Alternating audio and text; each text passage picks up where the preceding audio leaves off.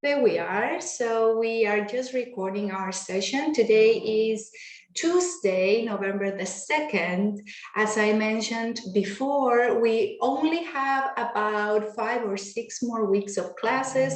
So stay strong. I really hope that you have the energy and the motivation to continue with the rest of the activities. We have Evelyn entering. The very first thing we are going to do is to recap. We are going to try to remember what was the last thing we did. Do you remember any volunteers? What did we do last in our class of World Events 2?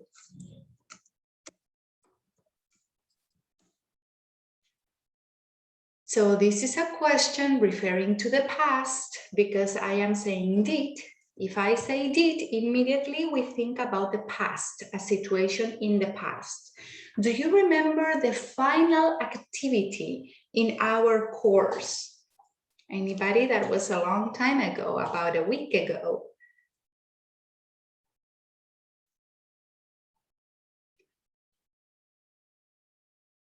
Anybody? Do you remember what you did? It was autonomous activity. You were not with me.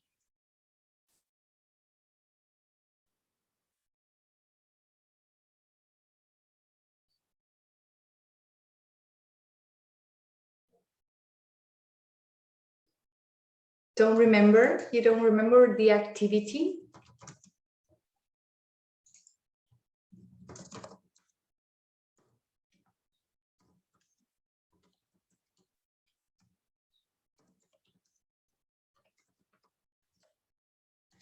What was the last, the final? That is the last. The last is synonym for the final. What was the final autonomous activity, or what was the last autonomous activity? Do you remember anything about it?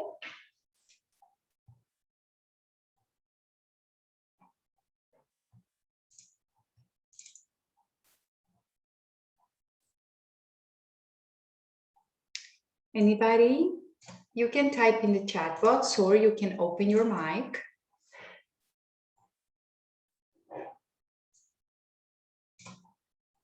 Okay, let's see. Yes, Daniela, thank you very much. The podcast.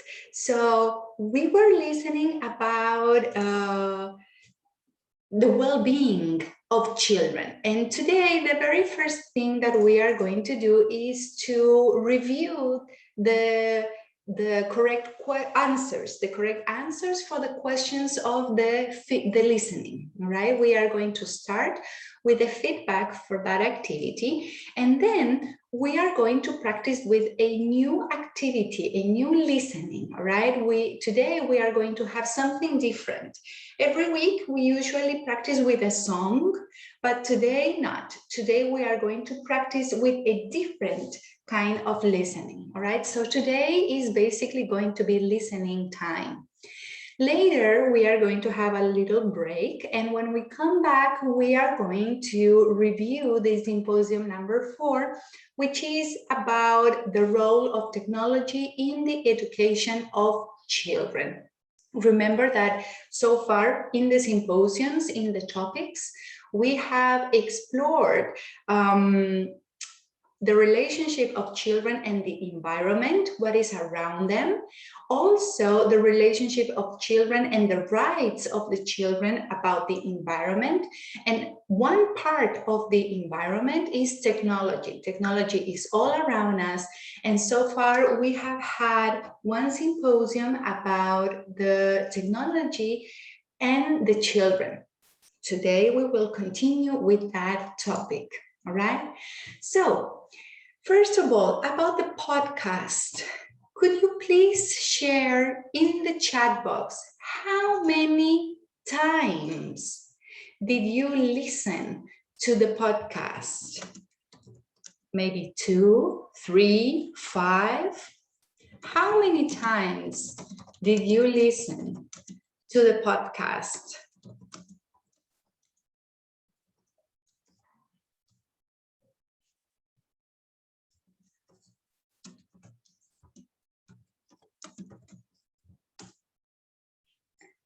many times? I would like to ask everybody this question. Please try to remember how many times did you listen to the podcast? I'm going to give you just a moment so that you can answer. All right, so there you go, Francisca, 3 times. Wow, that's pretty awesome. It was not a very easy activity, right? It was not very easy listening activity. How about the rest? Can you please share how many times? Okay. It's a good number. If you listen to the podcast 4 times, that's a good number. Even 5 times, even 6 times. In my case, when I listened to the podcast for the first time, I went back and listened for a total of 4 times. I have heard that listening 4 times, it's okay. That is pretty normal. Remember that the listening exercises are different from the reality. Probably when I speak to you, you understand better. Maybe it's easier for you to understand me. And there are many reasons. First of all, we have a context.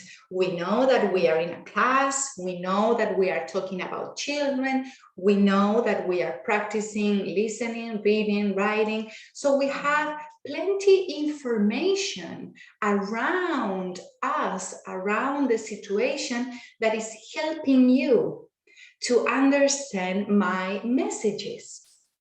If I listen to an exercise to evaluate my listening, it's different because usually we don't have the context. Usually we don't have so much information. So one strategy, what is a good strategy when we are going to listen exercises in an exam or in a test or in a listening exercise? What is a recommendation that you should follow? Do you remember?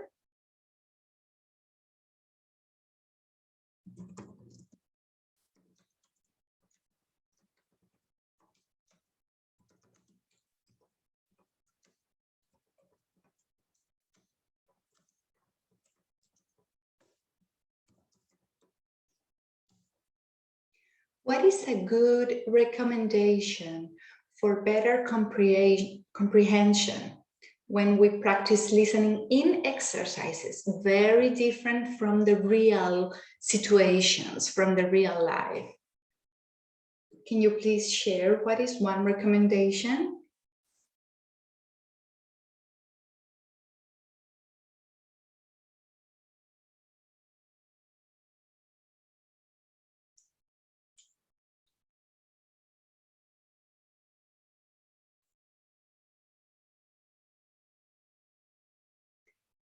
Thank you very much for that, Francisca. Yes, before, well, as you listen, you write notes, right? You identify keywords.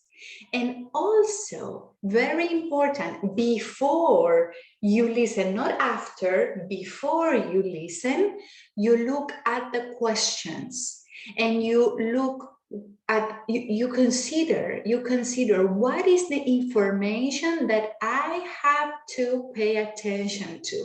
So very important is to study the questions and also keywords if they are offering you keywords. In our case, for the podcast, the topic was mindfulness for children. For many people, mindfulness is a relatively new concept. It's not very common to speak about mindfulness, especially with children. And in this podcast, they talked about this concept. Now, I remember I shared with you some keywords. for you to be familiar with these words before you listened to the audio so that it facilitated your comprehension. Is there any word in here that you could not find the explanation so that I can explain now? Is there any word that you had problems with?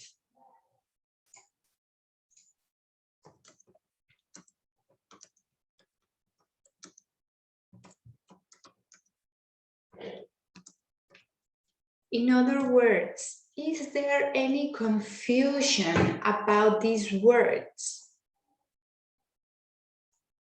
Maybe you can tell me and I will explain more if it's necessary.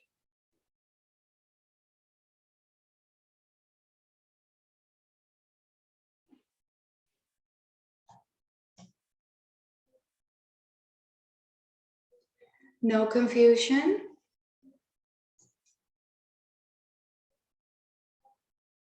No?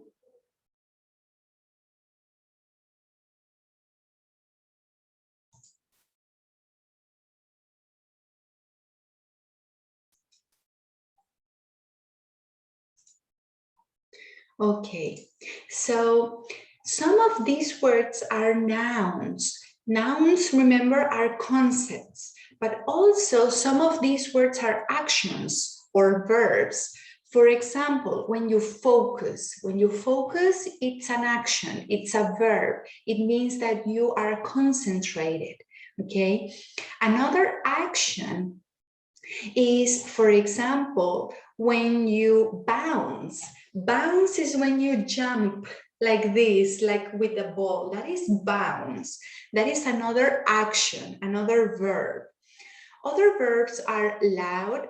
I mean, loud is an adjective, but whisper. Whisper is a verb. When you speak like this, very, very low, with very low volume, that is whisper.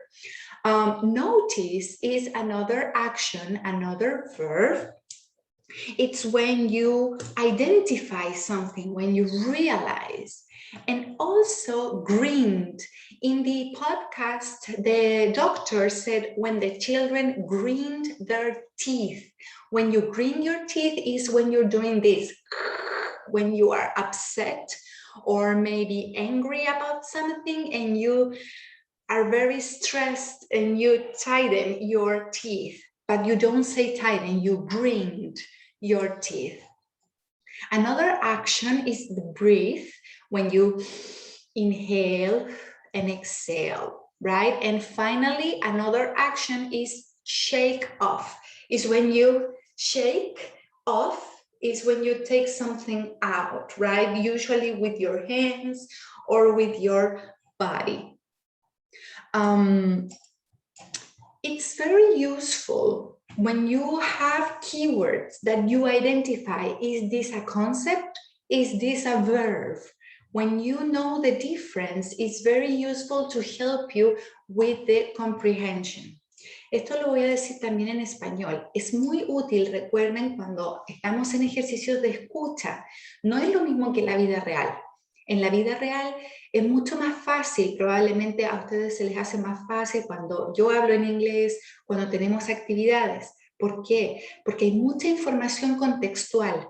Sabemos que estamos en una sala virtual, sabemos los temas de los que estamos hablando, sabemos de qué actividades se trata. Quizás las primeras semanas no era tan fácil seguir la clase, pero a medida que vamos avanzando y que tenemos rutinas, ya sabemos que a lo mejor el día martes vamos a escuchar el simposio, vamos a trabajar con listening, los días jueves hacemos otras actividades, los días miércoles hacemos trabajo autónomo. Entonces, toda esa información de contexto nos ayuda en la vida real a comprender mejor el mensaje.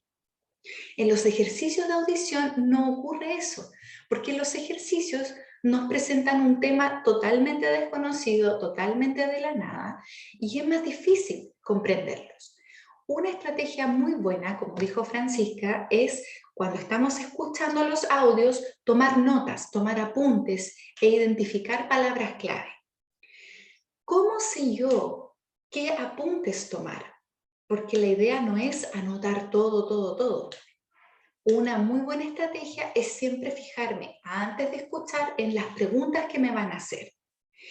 Y de esas preguntas yo puedo identificar palabras clave, si es que no me las están dando, ¿ya? Otra estrategia muy buena es como lo hicimos recién. Si ya tenemos palabras clave o vemos en las preguntas, identificar esta palabra es una acción, es un verbo o es un concepto, es un sustantivo. Si yo sé esa diferencia cuando vaya escuchando, se va a facilitar mi comprensión. ¿Okay? Por eso yo estaba repasando las palabras que acá son verbos o acciones, ¿ya?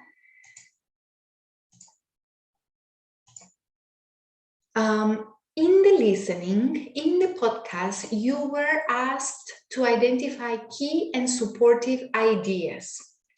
One of the main ideas of the podcast is the definition of mindfulness. It means that you are present. You are not multitasking, but that you are present, you identify how you feel, and you can regulate your emotions. That is the definition of mindfulness. It means that you are mindful about what is in your mind. You consider what is it that you are thinking, what is it that you're feeling, and you can control your emotions. You can control your actions. Also, they talked about the popularity, about mindfulness. The last 10 years, this concept has arose and it's become popular. And specifically, mindfulness for children is an area that has not been very explored, but there are some particularities. If we are going to practice mindfulness with children, we have to consider certain aspects. For example, the children imitate the adults around them. So if the children see that the educator or that the adults are practicing mindfulness, that they can regulate their emotions, the children can see that and they can imitate that. However, if the children see adults who cannot regulate their emotions and cannot regulate their actions, it's very difficult that they will be able to do that, right? Another recommendation of the doctor in the podcast is that you go to the emotion of the child. If a child is feeling very anxious, very nervous, if they are jumping or bouncing, as the doctor said, you go and connect with the child in that emotion. You go and start jumping with the child. Yes, this is fun, this is fun. And then little by little you help. Okay, now we go slower, slower, slower, and we stop. You don't say stop to the child. You go and play with the child at the same time. It also said that it took different aspects and it can be like a practice. For example, yes, today we are going to have an exercise about mindfulness, or it can just be a realistic practice. For example, whatever you are doing, just concentrate on one activity, and that is more realistic. According to neuroscience, our mind cannot divide. It's very common to listen the expression multitasking. Are you familiar with that expression? Multitasking?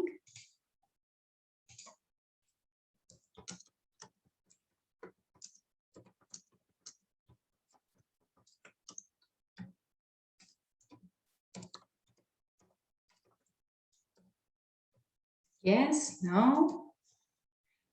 Are you familiar with that expression, multitasking?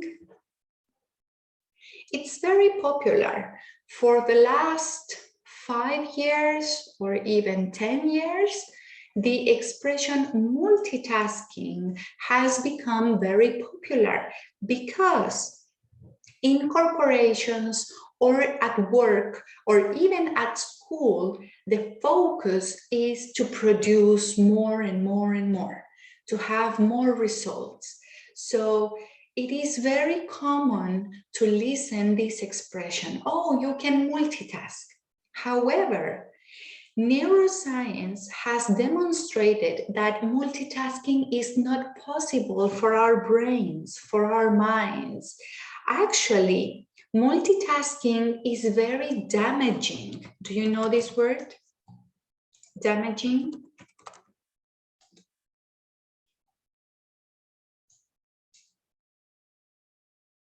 Are you familiar with that word, damaging? You can raise a thumbs up, you can have a reaction, you can tell me yes or no.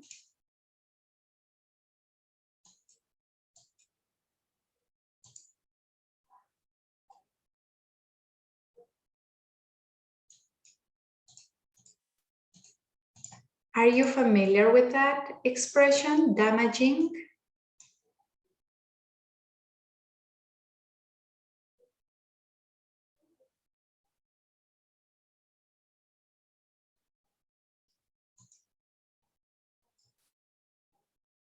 You can say no as well.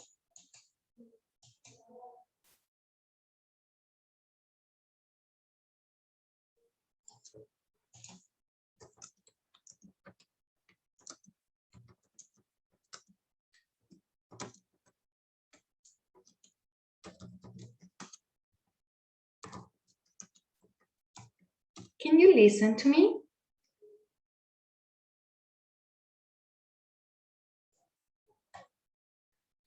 Okay, thank you. Thank you for that. So damaging means something that is not beneficial. Damaging means something that is actually negative for you. Multitasking has been proven to be damaging, has been demonstrated to be not to be beneficial, to actually be negative, because our brains are not capable of concentrating on different things. We only get more exhausted when we practice multitasking. In the podcast, they mentioned some strategies. The number one strategy for wellness is to identify, to notice, or to be aware. That is this word, aware or awareness, is when you identify, I am feeling tired, I am feeling happy, I am feeling exhausted, I am feeling sad, I am feeling angry. And if you recognize your emotion, you can act in coherence with your emotion. The opposite of mindfulness is to act on the contrary of your emotions. So number one is to identify how you're feeling or how the children are feeling, to help the child.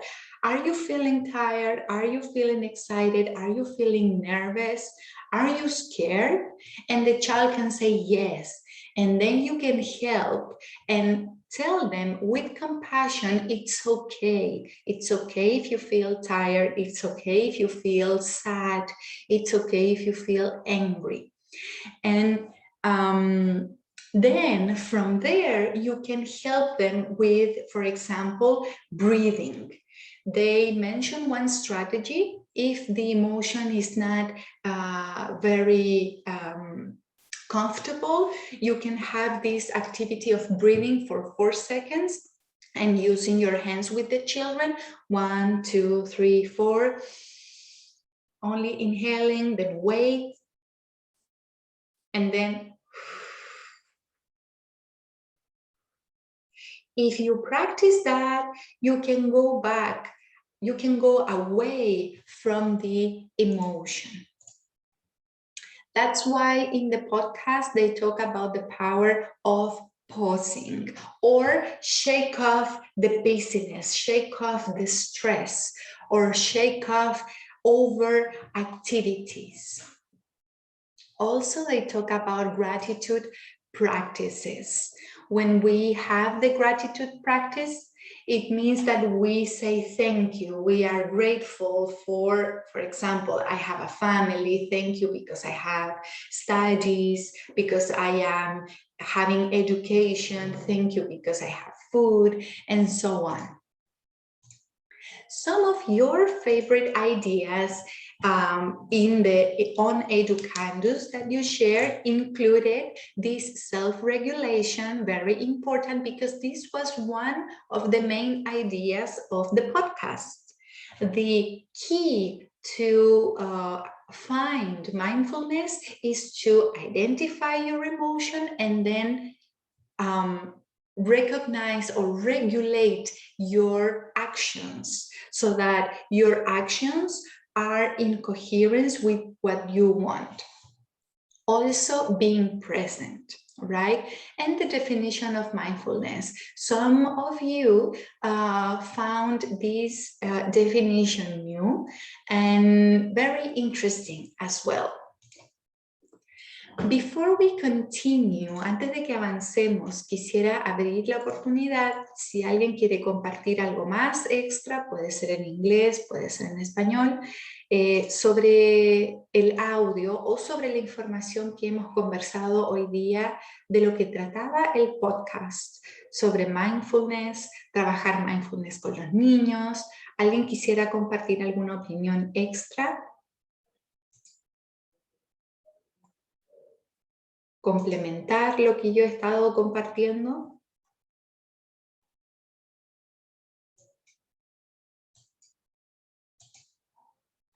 ¿Qué les pareció? Sería bueno que participen también, que no sea solamente yo quien esté hablando toda la clase.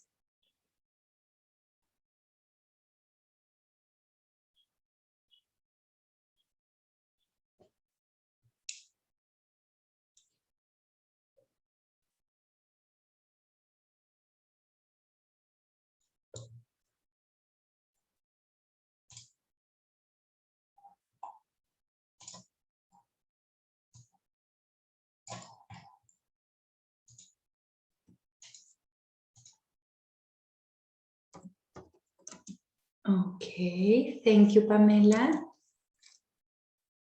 ¿Podría elaborar un poco más en esa opinión? Recordemos que estamos en un curso que busca desarrollar sus competencias académicas y siempre que damos a una opinión, idealmente debiera estar apoyado por lo menos por un argumento o una explicación, quizás conexiones con ejemplos, quizás con experiencias personales, idealmente 2 o 3 argumentos para apoyar cada opinión que tengamos.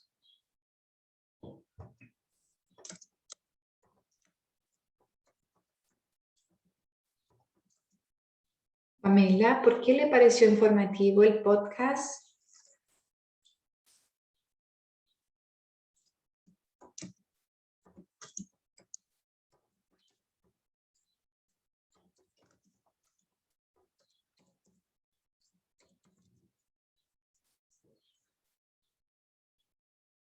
Okay, thank you, Pamela. Thank you very, very much. Okay, let's continue then. Today we are going to practice listening exercise. As I mentioned before, one very good strategy is to prepare the listening in advance. In this listening, you will find some questions, and the questions are related to 3 tenses in English. First, present perfect continuous. Are you familiar with this tense, present perfect continuous? It's very similar to present continuous, but we have the perfect. Para preparar nuestro ejercicio de audición del día de hoy, vamos primero a trabajar cuál es la gramática que va a aparecer en las preguntas. Vamos a encontrar un número de preguntas que están más que nada orientadas al uso de 3 tiempos verbales o tenses, como les decimos en inglés, ¿ya? Uno de ellos es el present perfect continuous, que es muy similar al present continuous, al presente continuo, pero tenemos esta palabra entre medio que dice perfect. Present perfect continuous. ¿Ustedes han trabajado con este tiempo verbal? ¿Es primera vez que lo ven? ¿Lo saben reconocer? ¿Saben de qué se trata?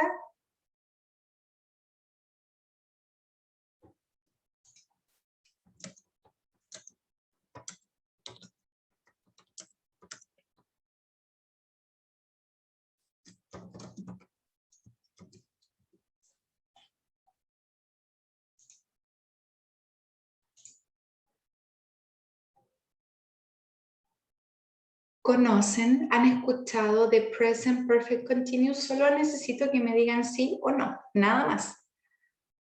Ok, thank you very much. Ok, ya. Present perfect continuous es una actividad que comenzó en algún minuto y que sigue hasta ahora. Y es una actividad que se hace constantemente. Por ejemplo, yo he estado hablando por media hora, ¿ya? He estado hablando. Entonces, ahí está el presente perfecto, ¿ya? Porque ocupo he estado, yo he estado, son 2 verbos, ¿ya? Y esa es la función que cumple el have o el has. Como por ejemplo, ella ha estado hablando por media hora, ¿ya? Y acá tenemos 2 ejemplos. Pam has been working for 5 days. En este caso sería Pam ha estado trabajando por 5 días. Y en este caso sería the workers have been skipping the office. Entonces siempre en presente perfecto continuo vamos a tener 3 verbos. Además del sujeto de la oración. Recuerden que en una oración siempre tiene que haber sujeto y verbo. Dentro de ese verbo, en algunos tiempos verbales, hay más de una palabra, ¿ya? Pero siempre decimos que ese es el verbo. En el caso de presente perfecto continuo, el verbo está compuesto de 3 palabras, 3 palabras verbales, ¿ya? Vamos a usar have o has, que es lo que nos dice ha estado o hemos estado jugando o han estado celebrando, ya esa función cumple el have o el has. Luego decimos been para todos los pronombres personales y luego el verbo en continuo, playing, listening, working, skipping, ¿ya? Si se fijan, en estas 2 oraciones, las 2 son presente perfecto continuo, pero una dice has y la otra dice have. El resto es igual, los 2 tienen been y los 2 tienen el verbo en ing. ¿De qué creen ustedes que depende si dice has o have? Esto lo hemos conversado en clases anteriores. ¿Los pronombres? Yes. ¿Podrías explicar un poquito más sobre eso? No sé quién colaboró ahí, no me apareció el nombre. Yo mis... Ok, Ay, a ver, have, hoy no me acuerdo muy bien, pero a ver, has es con he, she, it, ¿o no? muy bien, sí. He, she, it, en Y, presente y have es con los demás. es con los demás, perfecto. Entonces, si yo tomo aquí al sujeto, que sería Pam, si lo traduzco a pronombre personal, ¿qué pronombre sería? ¿Alguien? Cualquier persona puede decir. She, yes, thank you very much. Si yo lo traduzco a pronombre personal va a ser she. Por eso aquí estoy ocupando has. Y the workers, los trabajadores, si yo lo traduzco a pronombre personal, ¿qué pronombre sería? They. They. Muy bien, muchas gracias, Andrea. Sería they. Por lo tanto, inmediatamente yo sé que aquí no va a poder ir has, tiene que ir have. ¿ya? Entonces ahí hay una pequeña aclaración y siempre recordar que esto es solamente en presente lo de have y has, ¿ya? Si fuera pasado, que no nos vamos a meter ahí todavía, es distinto. Otro de los tiempos que va a aparecer en el audio es presente continuo, que es mucho más fácil. Solamente ocupa dos verbos. Uno de ellos es el verbo to be en su conjugación dependiendo del pronombre, que puede ser is, are o am, y luego el verbo en continuo. Y en el fondo significa que es una actividad que está ocurriendo. Por ejemplo, estoy comiendo, estoy trabajando, estoy hablando, están cantando, ¿ya? Recuerden que en español podemos decir solamente el verbo sin decir, sin mencionar el sujeto, porque en español el sujeto va en el verbo. Si yo digo están, esa terminación an me dice que son ellos, que son más de una persona, ¿ya? En inglés no pasa eso, porque en inglés los verbos se conjugan muy similar. Entonces siempre yo necesito un sujeto. En este caso, por ejemplo, Dwight, que es nombre de hombre en inglés, Dwight is working on the computer. Ahí tenemos el sujeto, Dwight, y el verbo sería is working. Eso funciona como un verbo que tiene dos palabras verbales, pero es un verbo, ¿ya? ¿Y por qué is? Porque depende del pronombre. Si yo traduzco Dwight a pronombre sería he, y he en verbo to be es he is. Por lo tanto queda Dwight is working on the computer. Y si yo dijera the workers, muy similar, lo traduzco a pronombre, sería they are, sería the workers are drinking coffee. All right? And finalmente, el último tiempo verbal de nuestro audio del día de hoy es presente simple, pero cuando usamos have got, ¿ya? Have got es muy común escucharlo en inglés americano y británico. Es más común en británico, pero en americano también se usa, ¿ya? Y significa que alguien tiene algo. ¿Han escuchado, han trabajado esta expresión? Have got, has got. ¿O es primera vez que la escuchan?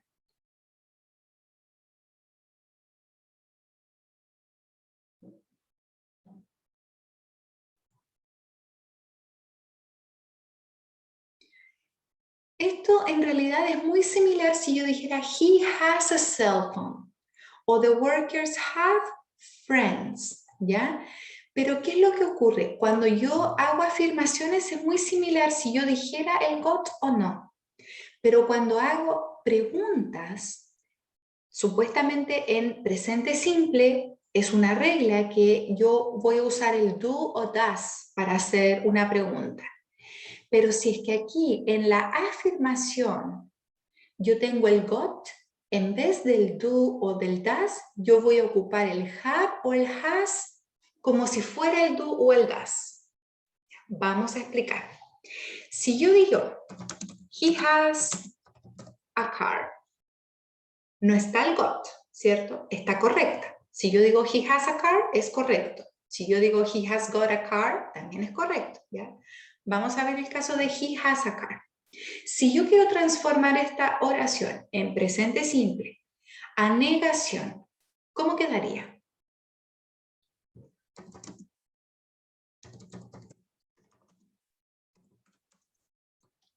Quedaría he doesn't have a car. ¿Por qué?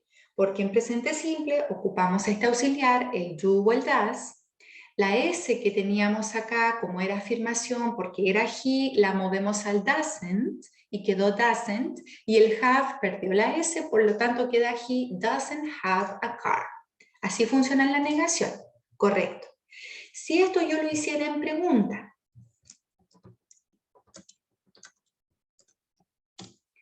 does he have a car? El mismo does de allá arriba quedó al principio. Esa es la manera como en inglés yo sé que estoy haciendo una pregunta, porque el auxiliar va al principio. En español yo sé que estoy haciendo una pregunta porque el tono de mi voz cambia. Por ejemplo, ¿estás ahí? ¿Estás ahí? Así es como sabemos en español que estoy haciendo una pregunta. Las palabras son las mismas, pero cambia mi tono de voz. No estás ahí. ¿No estás ahí? En inglés no es así. En inglés el tono se mantiene igual. You are here. Are you here? La primera era una afirmación, la segunda era una pregunta. Pero el tono de voz se mantiene exactamente igual. ¿Qué me dice que estoy haciendo una pregunta? Solamente que yo el orden de las palabras las cambio. Por ejemplo, he doesn't have a car. Él no tiene un auto, es una negación. Does he have a car? Es el mismo tono de voz, pero el does lo moví al principio y eso inmediatamente me está diciendo, viene una pregunta, ¿ya? Por eso es tan importante saber estas cositas. Si esto yo lo hiciera, el mismo ejercicio con el have o has got, en afirmación quedaría he has got a car. Eso está correcto. ¿Cómo quedaría en negación? ¿Alguien se atreve?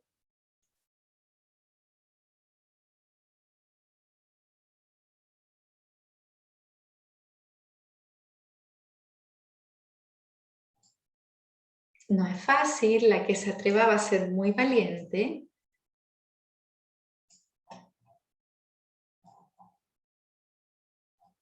Any volunteer? ¿Alguna voluntaria? Isidora, bien. He hasn't got a car. Esa es la negación. Entonces, por eso estamos estudiando esto de la excepción del have got. Sabemos que la regla principal de presente simple es lo que yo expliqué arriba, ¿ya? En afirmación, negación, pregunta. Pero solo para el caso cuando yo digo got, has got o have got, cambian un poquito las reglas. Ya no uso el doesn't, sino que solamente por tener got, yo voy a tener otro auxiliar y voy a decir he hasn't got, que es lo mismo que decir he has not got. Cuando decimos hasn't, es como que hago que el has con el not queden pegaditos, ¿ya? Es lo mismo. Uno es formal, el otro es informal. Y si fuera pregunta, en pregunta tampoco uso el does. Cuando estoy trabajando con got, con has got o have got, voy a mover ese has y lo voy a colocar al principio. Has he got a car? Y eso también está correcto, ¿ya? Esta excepción es solamente en presente simple y cuando estoy usando have got o has got, ¿ya? Para todo el resto de los verbos, cuando estoy hablando en presente simple, voy a usar en negación doesn't, en pregunta does, en el caso de he, she, it, don't y do, y después la pregunta en el caso de los otros pronombres, ¿ya? Vamos a ver ahora, esta expresión, ¿la conocen? ASAP.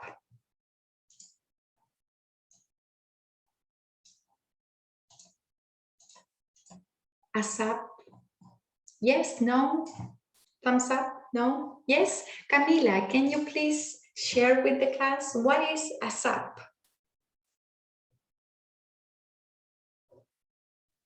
It means as soon as possible. Yes, Camila, thank you so much. It's a very common expression, as soon as possible, but people say ASAP, okay? Another very common expression is FYI. FYI. It means for your information, FYI, okay? So these expressions are going to appear in the audio. Montserrat, POV, what is that expression for? I'm not familiar with that. Can you please share?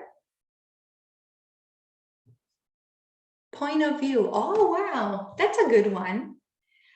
I'm not familiar. If you say so, I trust you. Thank you for sharing that. Yes, thank you so much. Okay, so now we are going to pay attention to the questions, okay? You are going to watch a 5-minute section of a series called The Office. It's very popular. It's a comic series.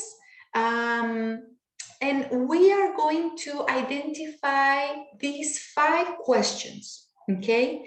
First, how long? Cuando ustedes vean esta pregunta, how long significa por cuánto tiempo, inmediatamente, si yo digo how long, voy a pensar por tanto tiempo, por 2 días, por 3 días, por mucho tiempo, por una extensión, ¿ya? No solamente digo cuándo ocurrió algo, ocurrió ayer, no, por cuánto tiempo, how long. Entonces vamos a ver, how long has Pam been working at the office? ¿Por cuánto tiempo ha estado Pam trabajando en la oficina? Ya, aquí hay un presente perfecto continuo. Has Pam been working at the office? Y aquí dice por mucho tiempo, ella es nueva, por 5 años. Number 2, for how long has Michael been doing the greeting WhatsApp? ¿Por cuánto tiempo Michael ha estado haciendo el saludo WhatsApp? También identifiquen eso, ¿ya? Luego, estas 2 preguntas son en presente continuo, por eso están con colores distintos, ¿ya? What is Dwight doing with the desk? ¿Qué es lo que está haciendo Dwight con el desk, con el escritorio?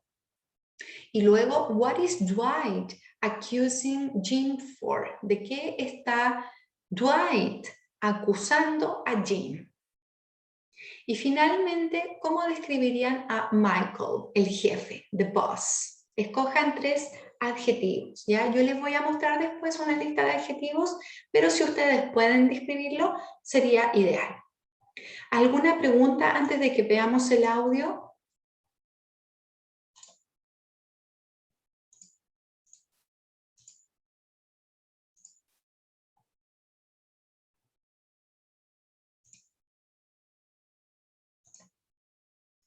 No? I am sending you these questions on a Word document. Can you open the Word document? Did you receive the document?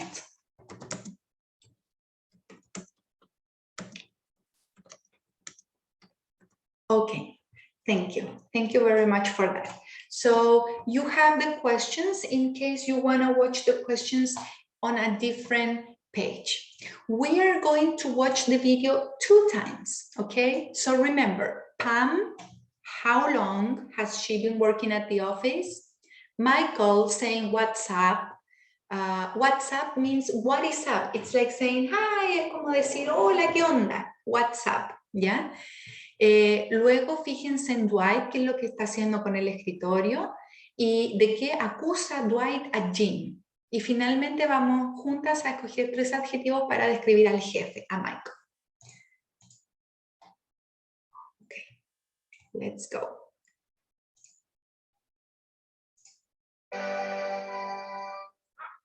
This is our receptionist, Pam.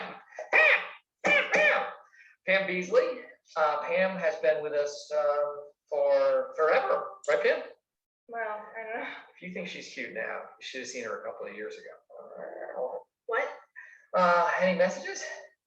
Yeah, just a They say, I am the best boss. They go, God, we've never worked in a place like this before. You're hilarious. And you get the best out of us. I think that pretty much sums it up.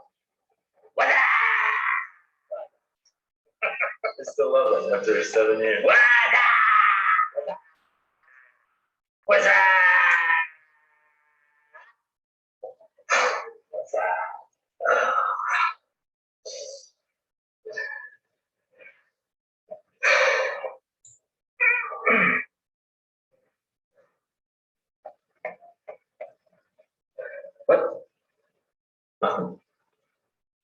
All right.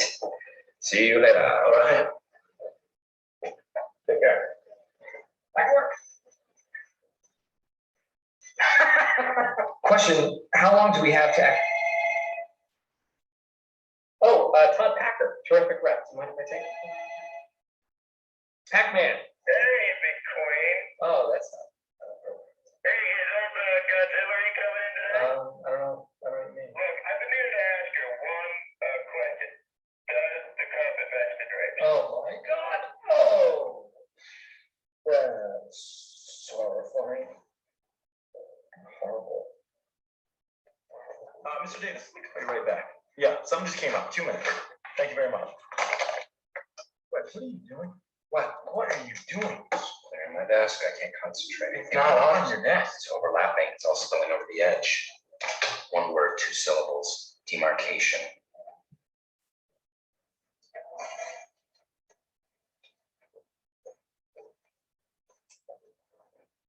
You can't do that.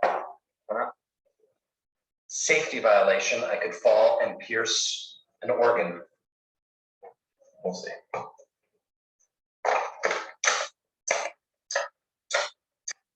Downsizing thing just doesn't bother me. Downsizing? Downsizing? I have no problem with that. I've been recommending downsizing since I first got here. I even brought it up in my interview.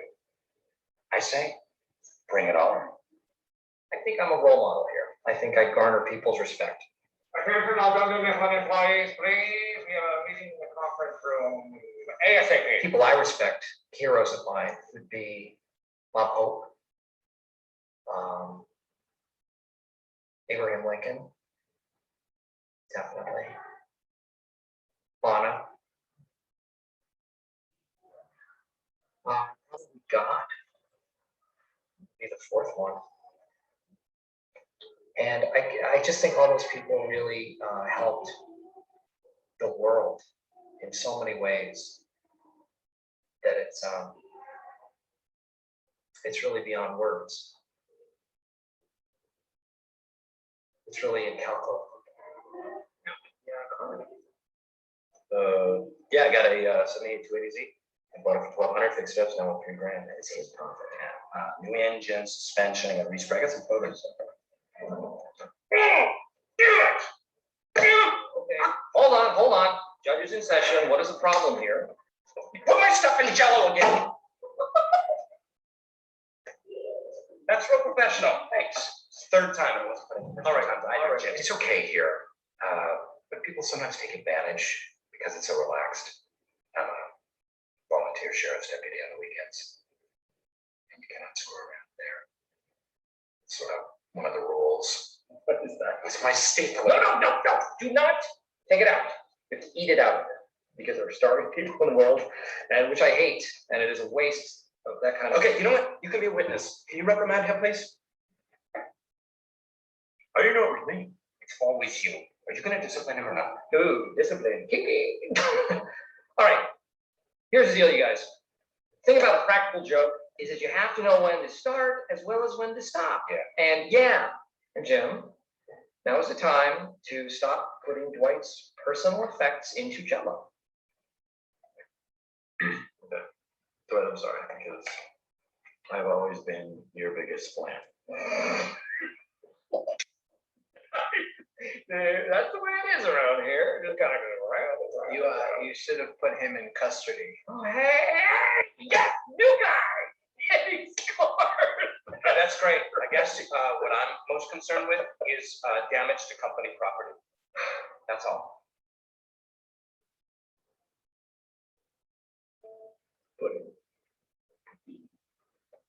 I'm trying to think of another dessert today.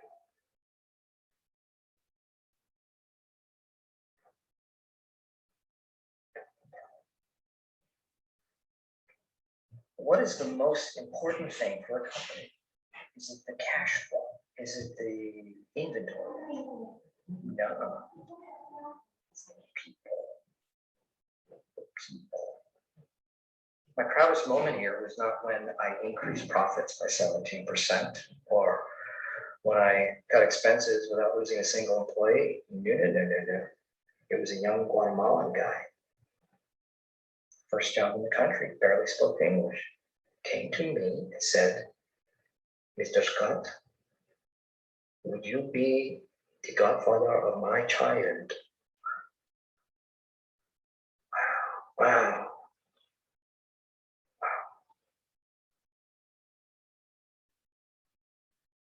Didn't work out in the end. They let him go, he said.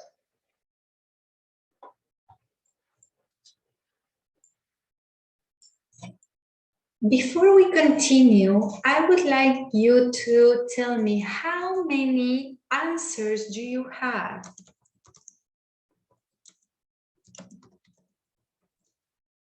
We have basically 4 questions. How many answers do you have? 2, 1, 3, the 4?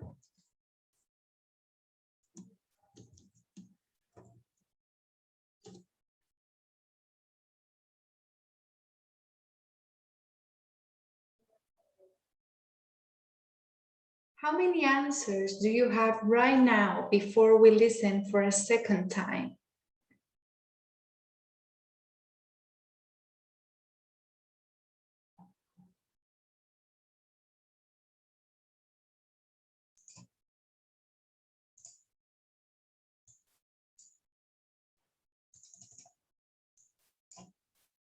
You can say your number. Do you have 1 answer? Do you have 2 answers? 3, 4 answers?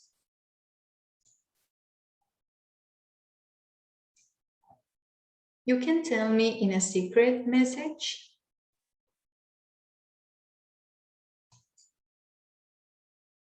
Antes de que veamos el video por segunda vez, que lo vamos a ver, yo les estoy preguntando cuántas respuestas tienen hasta ahora. Tenemos 4 preguntas y de las 4, ¿cuántas respuestas tienen? How many answers do you have? 1, 2, 3 or 4. Necesito que me lo digan, por favor, para yo ir midiendo cómo van avanzando. Necesito que todas me respondan.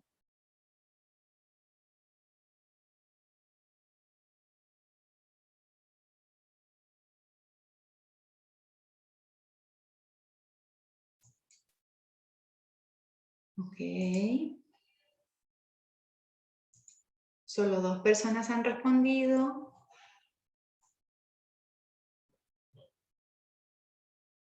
Ok.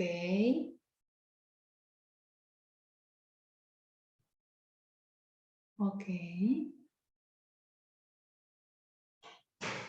Por supuesto, yo no voy a decir sus nombres, pero necesito saber para ir evaluando cómo van.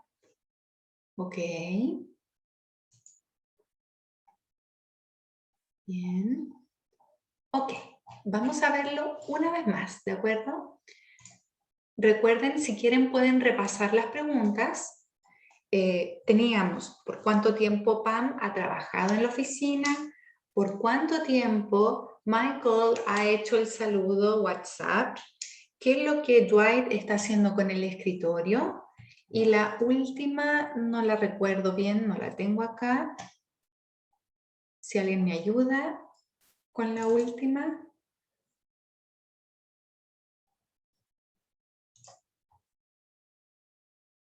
Ah, ¿de qué acusa Dwight a Jim? Ok, vamos a ver el video por última vez. Let's go. This is our receptionist, Pam. Oh, sorry. Pam. Pam Beasley. Pam has been with us for forever, right, Pam? Well, I don't know. If you think she's cute now, you should have seen her a couple of years ago. What? Any messages? Yeah, just a They friend. say, I am the best boss. They go, God, you've never worked in a place like this before. You're hilarious. And you get the best out of us. I think that pretty much sums it up. I still love them after 7 years.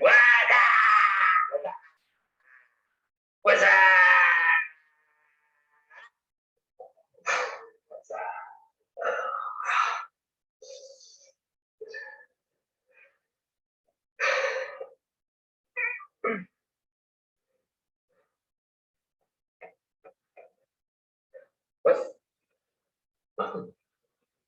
Okay, all right. See you later, all right?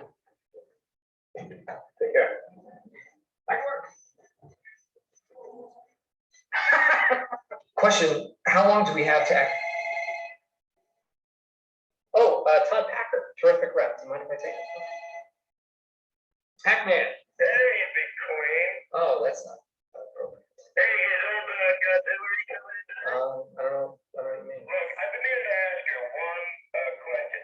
The carpet basket right now. Oh, my God. Oh. That's horrifying. Horrible. Mr. Davis, I'll be right back. Yeah, something just came up. 2 minutes. Thank you very much. What are you doing? What are you doing? There in my desk, I can't concentrate. It's not on your desk. It's overlapping. It's all spilling over the edge. One word, 2 syllables. Demarcation.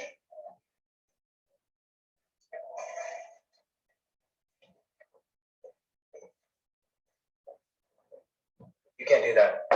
Why not? Safety violation. I could fall and pierce an organ.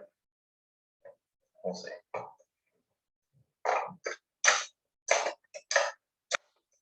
Well, downsizing thing just doesn't bother me. Downsizing? Downsizing? I have no problem with that. I've been recommending downsizing since I first got here. I even brought it up in my interview. I say, bring it on.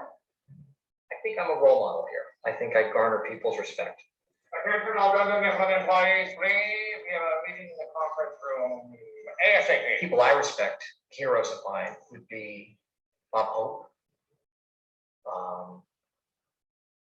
Abraham Lincoln, definitely, Bono,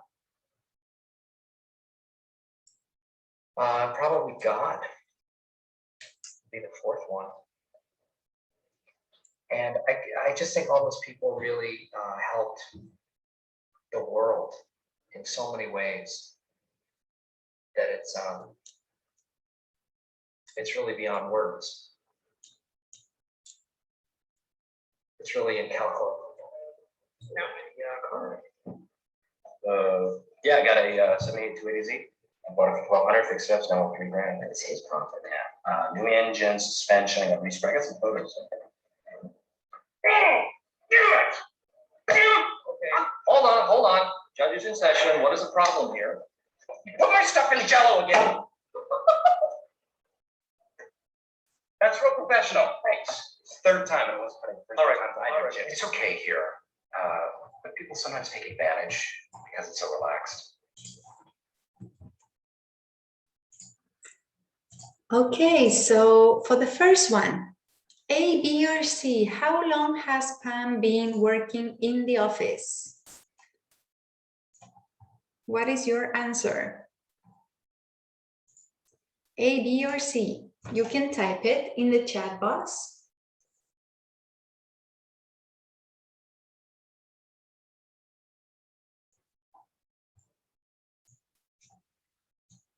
For how long has Pam been working in the office? ¿Por cuánto tiempo ha trabajado Pam en la oficina?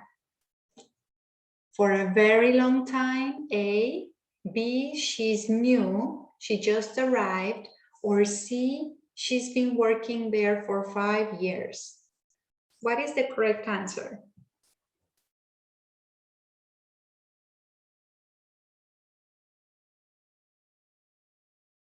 Okay.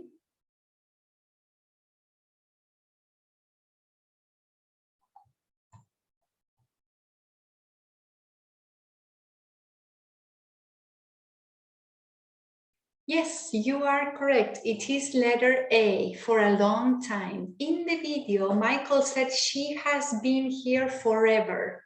That means for a long time. So yes, that is the correct.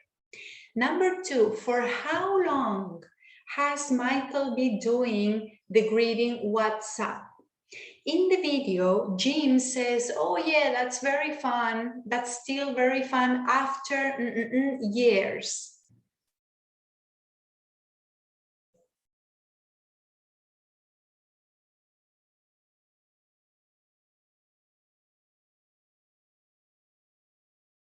For how long? Did you get that?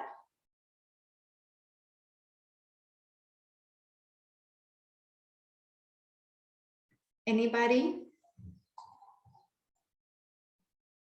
For a short period? Let's look at the video one more time, just in that little space. I'm going to share it with you, I think. Listen to Jim. He says, oh, that's still fun after years. Let's see if this works.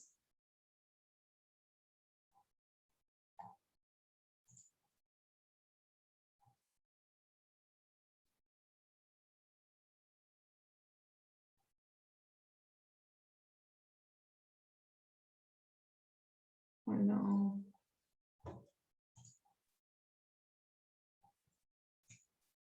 I think I have to close down the program. Give me just 1 second.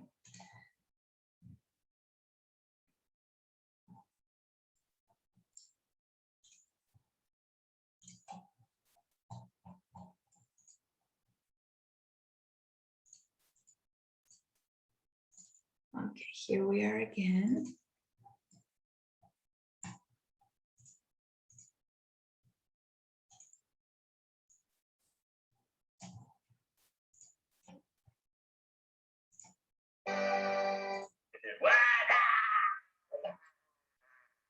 What's up?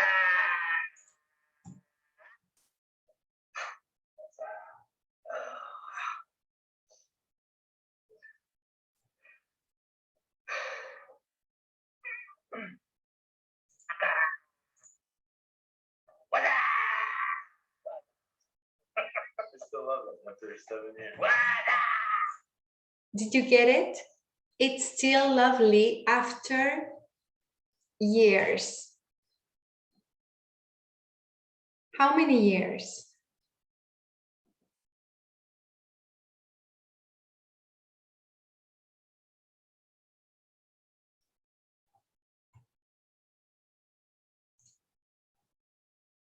Did you get it?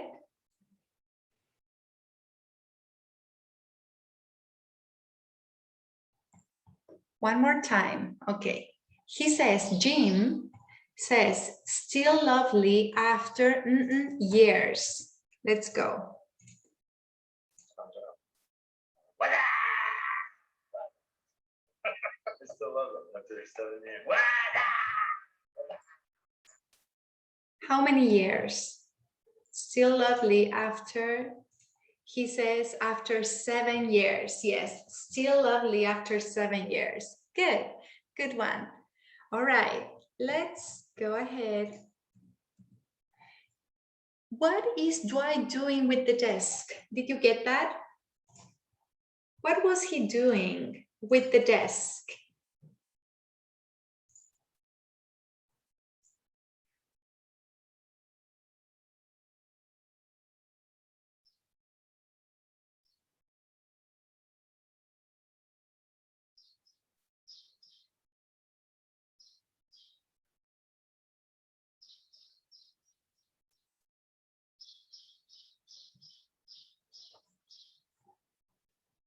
He was clearing.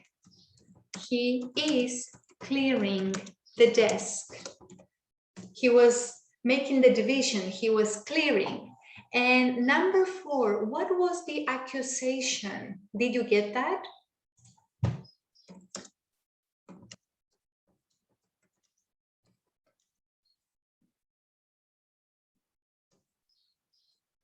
Anybody?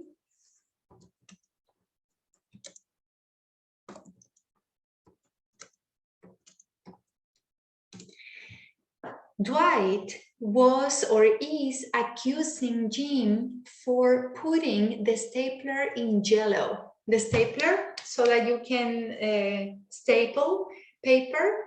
So the accusation was, you put my stapler in Jell-O, in gelatin, right? Okay, we are going to take a little break now. Oh, wait, before the break, adjectives. Here you can see some adjectives. What adjectives can you select to describe the boss, Michael? Would you say he is calm or honest? What adjectives can you use to describe Michael from this?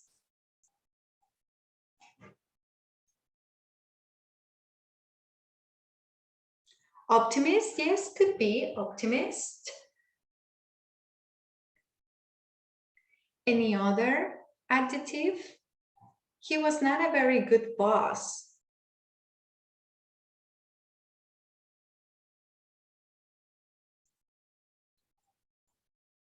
¿Qué adjetivos podemos utilizar para describir al jefe, a Michael, de esta lista?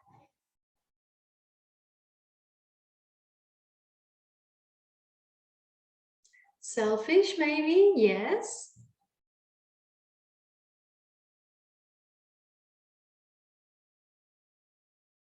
¿Qué pasa con el resto? Aquí están las posibilidades. Pueden escribir por lo menos una alternativa en el chat box.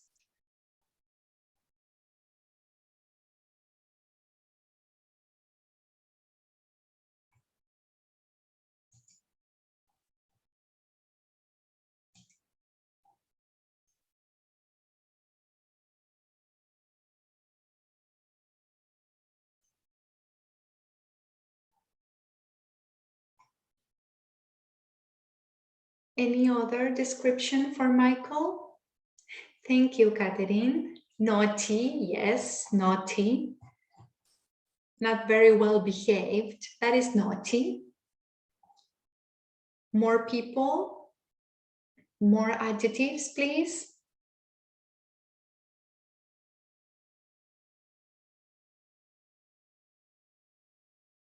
One more to describe Michael.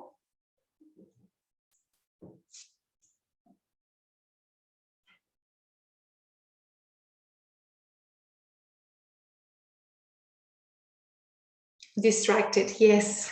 Thank you very much for that. Okay, so now we are going to have a little break.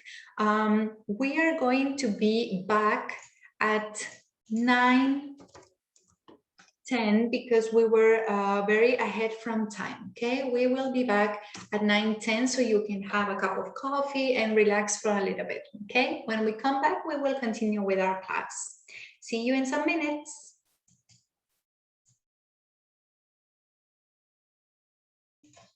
There we are. So we are here for the second and final part of today's class. As usual, we will watch the symposium presentation. Today is going to be number 4, and the topic is the role of education in children using technology.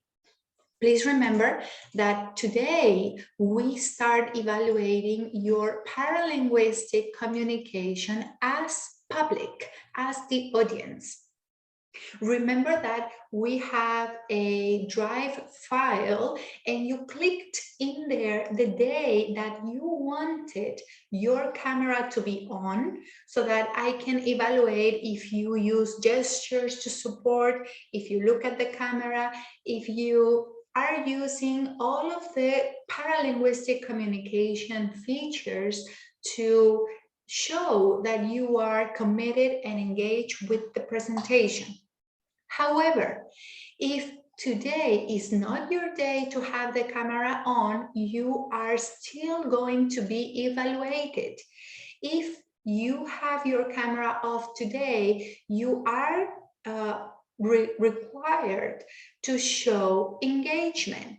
You can use emojis to show that you agree, disagree, or that you like an idea, or you can include comments in the chat box as well. So please remember, today we are evaluating 3 people with the cameras on, but everybody is still evaluated on their paralinguistic communication. Lo voy a repetir en español.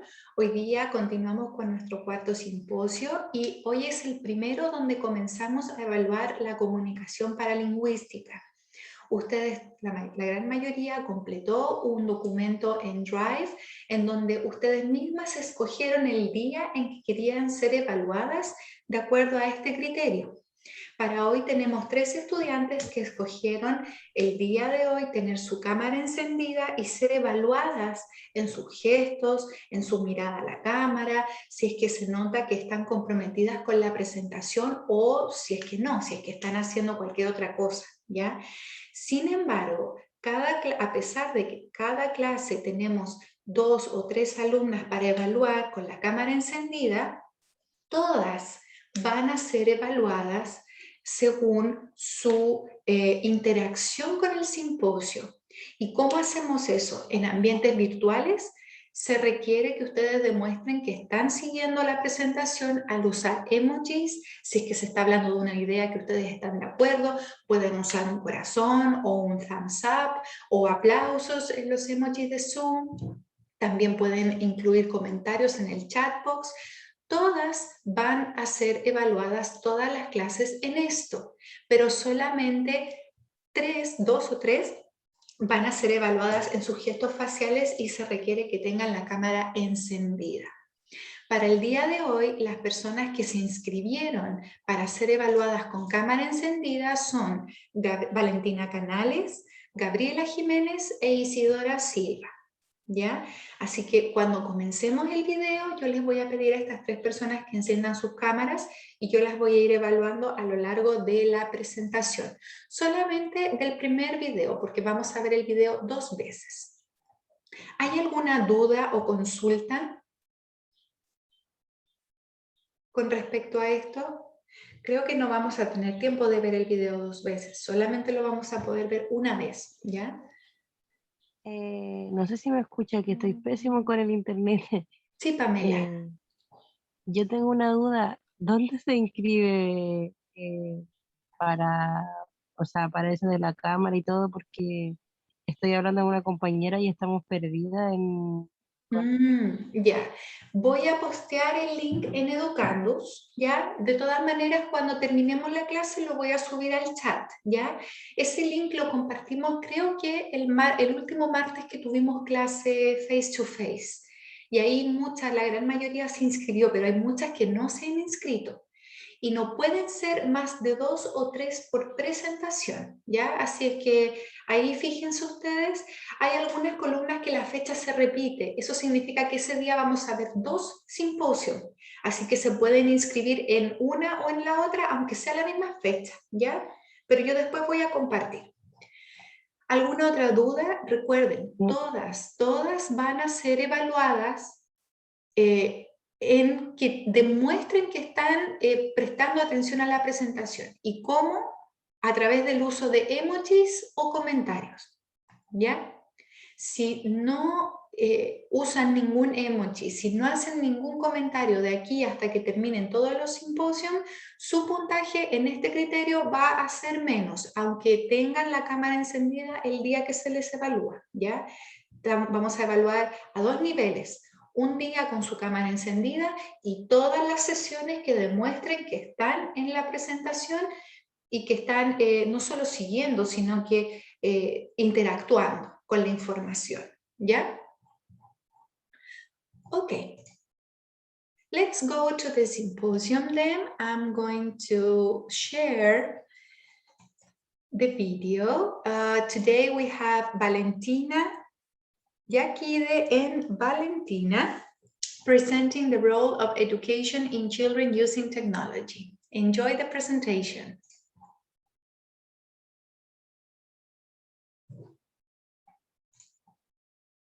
Hello everyone, I'm Valentina Valenzuela and today we will talk about the role of education in children using technology with my partners, Yakide Varas and Valentina Rodriguez.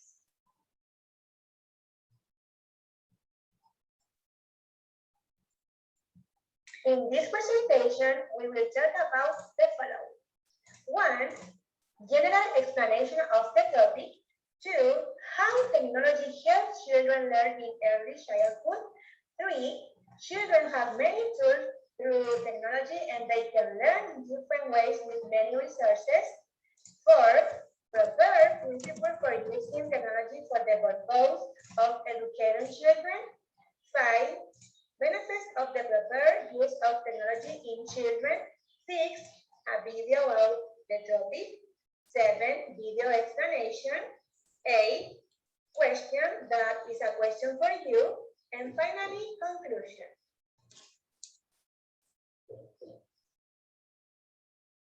General explanation of the topic. According to ARTEM, which is the role of education in children who use technology, we believe that technology is essential in today's education because we can obtain many significant benefits for both teachers and students. For this reason, we have highlighted the most relevant in terms of technology and learning, because we believe that it is important to take into account the diversity of benefits that we can acquire if we learn to use technology in a good way. How technology helps children learn in early childhood. It deals with the importance of technology in education, how it's make it more playful for children, and provides early childhood educators with unlimited access to newer, innovative teaching methods, support social and emotional development, encourages students to follow multi-step directions, helps teach basic academic skills, make learning enjoyable process. How to use technology to your advantage as an early childhood educator. Early childhood educators can use technology in a purposeful way, much like they don't read other learning materials, such as art supplies, blogs, books, toys, etc. Technology allows teachers the ability to record, save, and share what they learned in class that day, or more specifically during a particular lesson. Assistive technology can also be a helpful tool in communicating with or promoting the development of children with special needs or disabilities.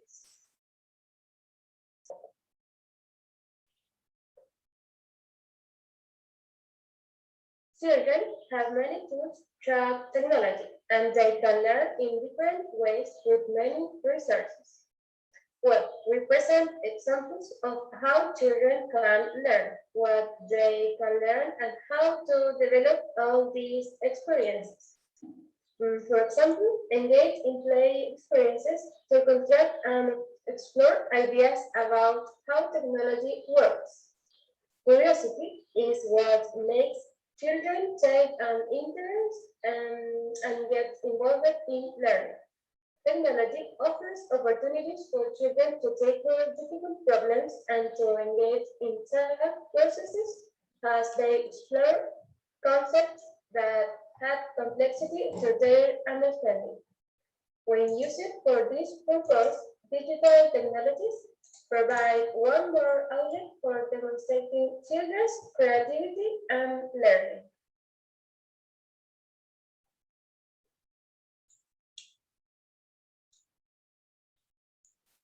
Based on the text I read, a general idea is prepared principles for using technology for the purpose of educating children. The main idea that I was able to rescue from what I read is technology must be used correctly to promote young children's learning. The proper use of technology is very essential to promote interactive learning in the education of children, either using correctly the use of technology in education. Additionally, we must collaborate together in order to fulfill our purpose, which is to support learning and educational interaction. On the other hand, I completely agree that in order to achieve the appropriate use of technology in the education of children, educators and families have the main responsibility to protect children from any inappropriate situation that may occur when using this research.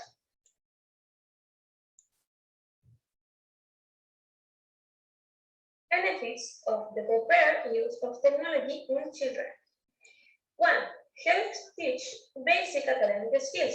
2. Encourages students to follow multi-step directions. 3. If teachers have a good command of technology, they will be able to provide good tools to children in the virtual world. And fourth, children have a world of learning possibilities with technology. 5. Technology helps communicate with other members of the educational community. 6. Helps fortify creativity and autonomy in children.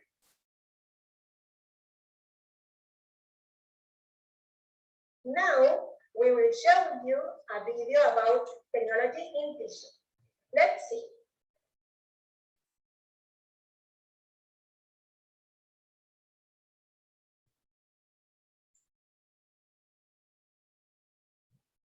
And I have students that range from English language learners, students with speech needs, and students with all sorts of different needs in here. And they're all able to use Chromebooks.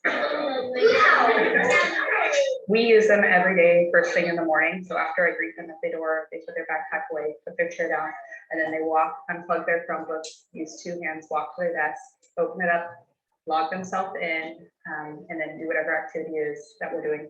Matthew, thank you for the quiet thumbs up. I will be there in just one moment.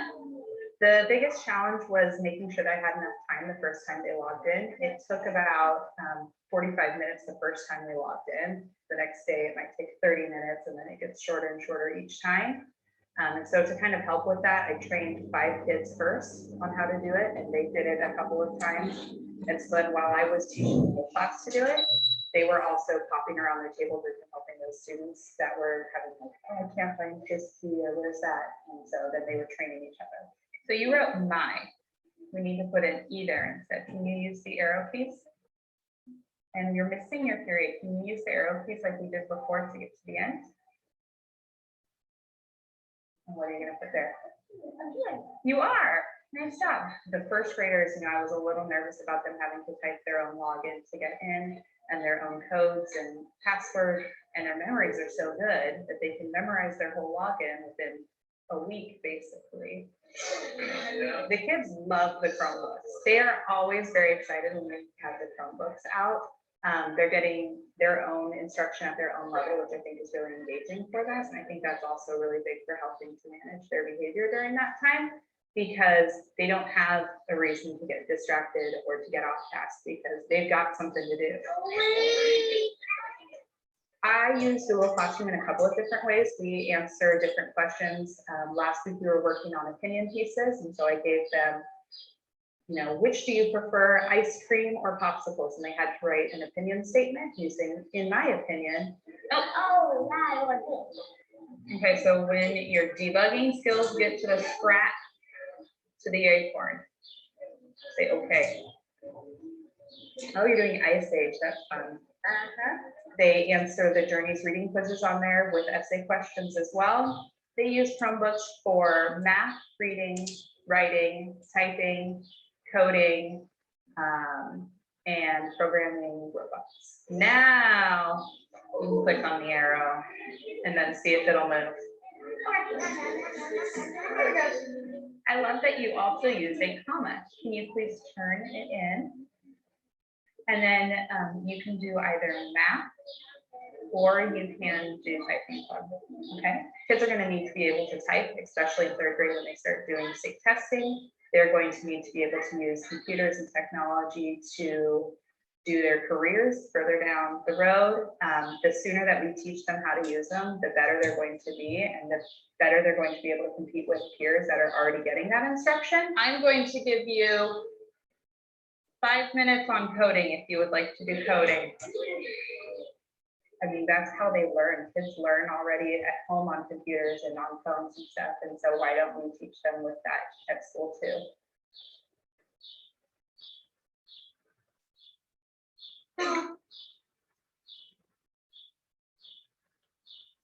Okay, about the video, it seemed to me that it's so important to teach through technology because it promotes children's learning across entertaining activities. I mostly agree that the educator uses this method for children to acquire new knowledge, learn, and be capable of being autonomous people. However, she uses technology every day for 4 to 5 minutes. and explained that this motivates her students a lot and helps them to focus and keep their mind busy. And that through this, they learn in a learning way. Also, the teacher emphasizes that technology is essential for the future of children, and the amount of time they teach it is better because they will be able to compete and work together with their peers. Fairfield Elementary School in first grade, teacher Taylor Kidd shows how her young students use Chromebooks every day for engaging and fun learning. In the video, she shows how students learn with the Chromebooks. They can learn about mathematics and other subjects. The sooner they know how to use technology, the better they will be and will be more able to compete with their peers who already know how to use these tools. And children love to use Chromebooks. Finally, she showed what his experience with the use of technology in education is like. She tells how children use technology for their learning and how this is very good for children since they can express themselves in a better way. It helps them a lot improve your reading, greatly improve your ability to recite instructions. Question: do you think technology is important for children's learning?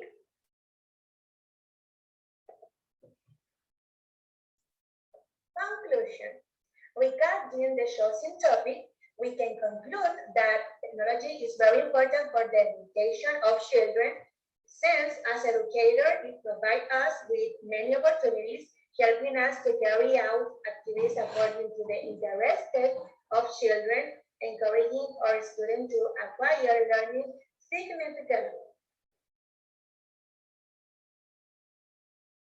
In addition, when preparing content, these resources contribute to us in a good way because it allows classes to be more effective. For example, including music, videos, photographs, expanding the ways of taking a class, benefiting both the students and the teachers, among other things. Finally, we believe that technology today has become so much more of a protagonist in our lives and even more so in education, due to the context of a pandemic.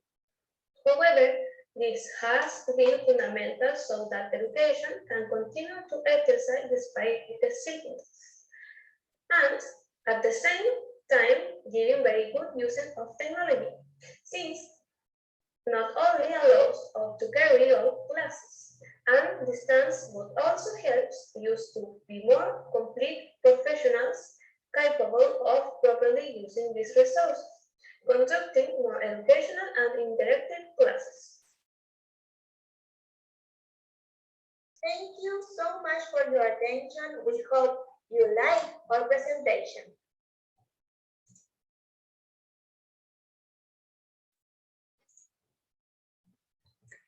Wonderful. That was a wonderful job.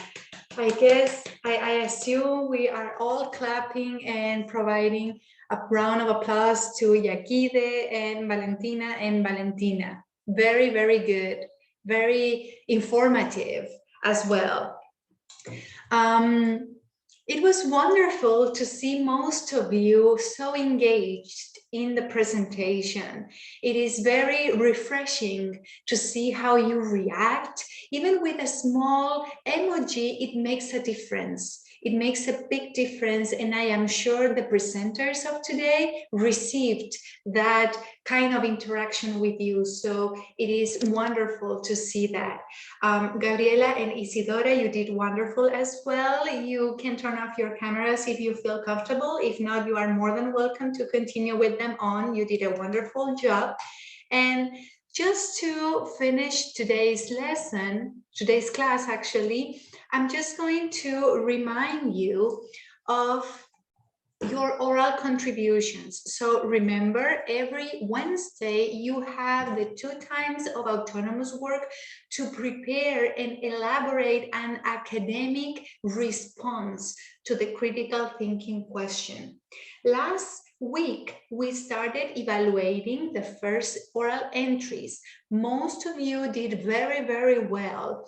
Please check these 2 ideas because this is the aspect to improve for most of you. First, use academic transitions. We have studied many academic transitions. You can find them in the handouts. Also, I created a new handout with academic transitions. It's on Educandus for you to order the ideas. That is the importance of academic transitions. If you are going to say an opinion, if you are going to continue elaborating that opinion, or if you are going to say an idea that is the opposite, if you are going to provide information from an author or from a text or from a video, we should always use academic transitions to guide the listener in the discourse. And also make sure that you say you are informing your opinion based on the presentation. Some of the expressions we saw are, for example, as you mentioned in the video, as you showed in the video or in your presentation, or you can also address the names of the presenters. You can say, for example, Yakire, you mentioned that blah, blah, blah, blah. So I think it is very important to make sure that you are basing your opinion on the presentation of the symposium. Okay, lo voy a repetir en español.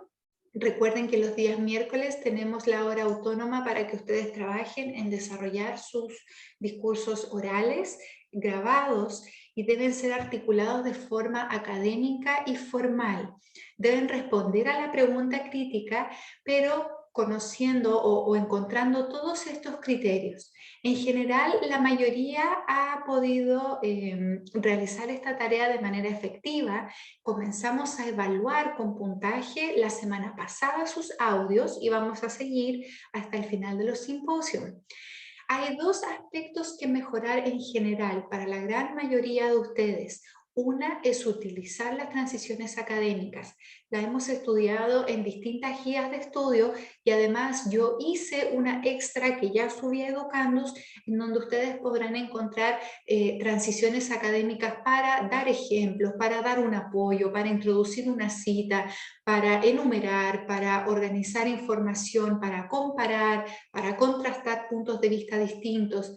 Entonces, esto está fallando un poquitito, está débil el uso de transiciones académicas y no solamente una vez, no solamente decir first, secondly, thirdly, sino que utilizarlo a través de todo su discurso porque esto ayuda a quien está escuchando a seguir la idea, ¿ya?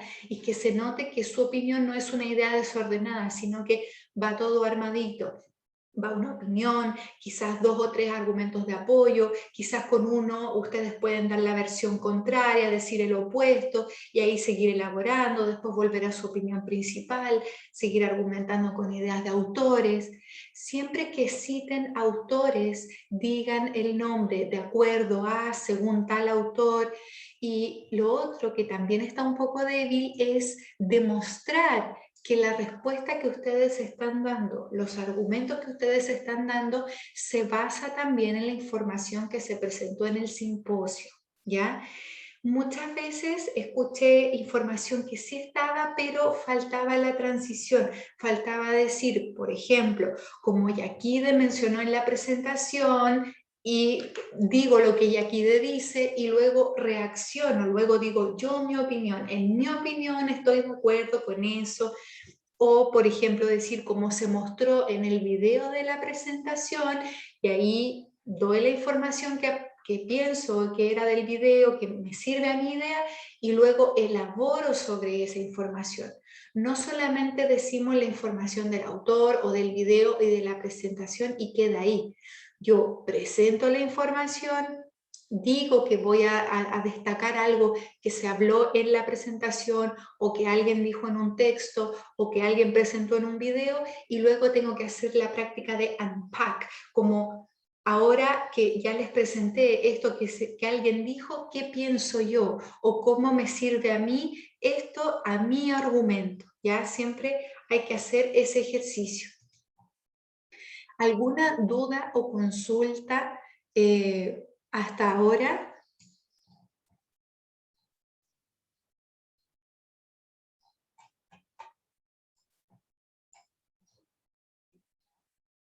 No, thank you, Catherine. Thank you very much for that. Realmente hace una gran diferencia cuando ustedes solamente usan un emoji para quien está presentando, hace una gran diferencia porque sí se siente que hay una interacción. So thank you so much for replying. Okay, tomorrow, autonomous work, your voice recording, remember it is evaluated, and Thursday, 8:30, we will be together in here to have our next class. All right, have a very good afternoon, and I will see most of you in our other course later. Okay, see you later. Bye-bye. See you, Miss. Bye, Miss. Bye, Miss. Pamela, si quieres, se queda para compartirle el link. Igual, Miss. Ya, Miss. Ya, denme un segundito. Miss, una consulta. Ajá. Nosotras las que presentamos, ¿hasta cuándo tenemos plazo para responderle a las 3 compañeras? Sunday. Ya, ok, gracias. Sunday afternoon, yes. Gracias, Miss, bye. Okay, bye-bye. Good job. Thank you. Where is this? Where is here?